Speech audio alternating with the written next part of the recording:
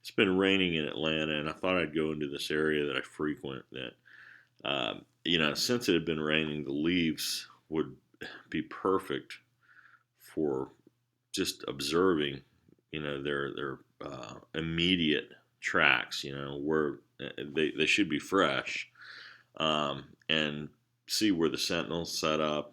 Although you could see that on the trees and things, but it's interesting to see the tracks turn out a little bit better in wet leaves like this. So anyway, this is what I saw.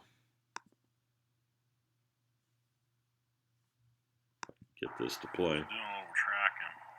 Sorry about the video; it's kind of narrow. It goes right, curves right behind that tree, and you can see that tree's got a lot of wears on it. Right there. So they were standing behind that tree right there. See all the wears? Looking in that direction. Looking in that direction. Yeah. Which is where people would probably come from, more than likely. And if there's anybody that comes, they zoom down this path right here. It's matted down. It's wet today. But you could see a matted down path from there down here and then down there and up and over that hill. So it's a clean exit. Let me zoom out a bit. So right there, behind that tree, and then down, and boom, gone. That's exactly what they've been doing. And then right there, you can see this is a pretty commonly traveled path right here, where they pat the tree with their left hand all the way up, way the hell up there. I'm going to go on to this other video, but this, again, it'd been raining all week, and this is not a commonly traveled area for humans, okay? Albeit, they still have sentinels set up over there and just guarding their area just in case anybody ventures down. But, I'm pretty good at tracking humans versus them, and I almost never see any paths by humans down through here. We're pretty clumsy, and it's evident when we're coming through there. Now, this other thing I wanted to talk about real quick. You can see it's probably a little guy, kind of a flattened spot. This was behind a tree.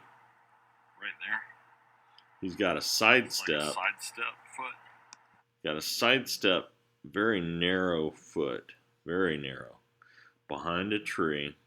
And with bigs, I would normally expect big, blocky, just giant, blocky, clumsy feet. Now, is this a young Bigfoot? I've seen young Bigfoot prints, and they've been blocky. That's not to say they can't be narrow and thin, but I used to question it or assume everything in the woods that was like this, or audio that I heard was Bigfoot related.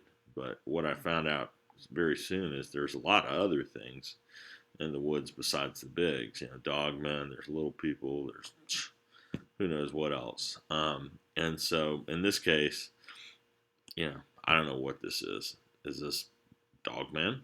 Is this a young Bigfoot sentinel? Who knows? But a sentinel nonetheless, and they're set up behind a tree.